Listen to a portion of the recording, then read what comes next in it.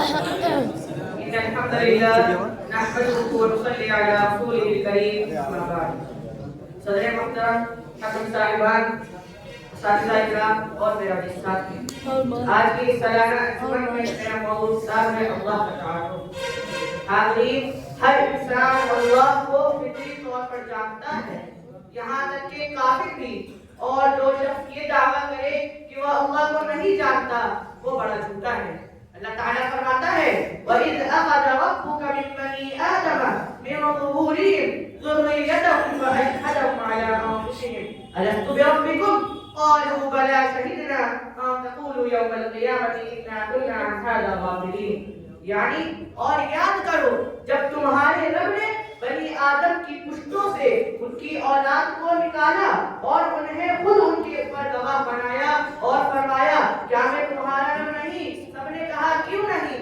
ہم گواہی دیتے ہیں یہ اس لیے کیا تاکہ تم قیامت کے دن یہ نہ کہو کہ ہم تو اس سے غافل تھے۔ قرآن مجید میں غور کرنے سے معلوم ہوتا ہے کہ جا بجا رب تعالیٰ نے اپنا تعارف خود ہی دیا ہے۔ کبھی وہ حضرت موسیٰ سے فرماتا ہے اننی انا اللہ لا الہ الا انا فاعبدنی، بے شک میں اللہ ہوں میرے علاوہ کوئی معبود نہیں تو میری عبادت کرو۔ کبھی وہ اپنی وحدانیت کا ذکر کرتا ہے قل هو اللہ احد، کہو کہ اللہ ایک ہے۔ کبھی وہ اپنی صفات کا ذکر کرتے ہوئے فرماتا ہے هو اللہ الذی لا الہ الا هو عالم الغیب والشہادہ هو الرحمن الرحیم۔ یہاں تک کہ قرآن کی سب سے عظیم آیت آیت الکرسی میں اپنا تعارف بڑے منفرد انداز سے کروایا۔ اسی طرح نبی صلی اللہ علیہ وسلم ہمیں اللہ کا تعارف حاصل کرنے کا حکم دیتے ہوئے فرماتے ہیں تعارف علی اللہ فی الرخاء یعرفک فی الشدہ، آسانی کے وقت اللہ کو پہچانو اور تمہیں تنگی کے وقت پہچانے گا۔ معزز حاضرین امام اصفہانی رحمہ اللہ فرماتے ہیں بعض علماء نے کہا سب سے پہلا فرض جسے اللہ نے اپنی مخلوق پر لازم کیا وہ اپنی معرفت ہے۔ جب لوگ اسے پہچان لیں تو وہ اس کی عبادت کریں گے۔ اللہ تعالیٰ کا فرمان ہے فَاعْلَمْ أَنَّهُ لَا إِلَٰهَ إِلَّا اللَّهُ، جان لو کہ اللہ کے سوا کوئی سچا معبود نہیں۔ اسی لیے اللہ سے سب سے زیادہ ڈرنے والے اور اللہ کے بارے میں سب سے زیادہ جاننے والے وہ ربانی علماء ہیں جن کے بارے میں اللہ فرماتا ہے انما یخشی اللہ من عباده العلماء، اللہ کے بندوں میں سے حقیقت میں اللہ سے تو صرف علماء ہی کرتے ہیں۔ اسی لیے نبی صلی اللہ علیہ وسلم نے ایک مرتبہ فرمایا ان اتقاکم واعلمکم باللہ۔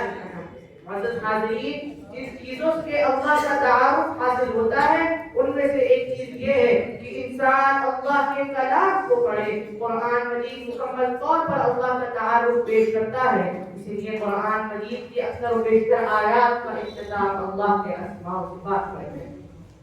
معزز حاضرین اللہ کو نہ جاننے اور جہالت میں رہنے کے بہت بڑے اور خطرناک اثرات ہیں، جن میں سے ایک بڑا اور بدترین اثر یہ ہے کہ جاہل انسان شرک جیسے عظیم گناہ میں پڑ جاتا ہے۔ جب بنو اسرائیل نے یہ کہا تھا اجعل لنا الہا کما لہم آلہہ، ہمارے لیے بھی ایسا معبود بنا دے جیسا کہ ان کے پاس معبود ہے، تو اس کی وجہ اللہ کے بارے میں ان کی جہالت تھی۔ تو موسیٰ علیہ السلام نے ہمیں جواب دیا انکم قوم تجہلون، بے شک تم نادان لوگوں کی جماعت ہو۔ اسی طرح قوم لوط جس فحاشی میں گری وہ بھی اللہ کے بارے میں ان کی جہالت کی وجہ سے تھی۔ تو ان کے نبی نے ان سے کہا انکم لتأتون الرجال شہوۃ من دون النساء بل انتم قوم تجہلون، کیا تم عورتوں کو چھوڑ کر شہوت کے ساتھ مردوں کے پاس جاتے ہو بلکہ تم تو نادان لوگوں کی جماعت ہو۔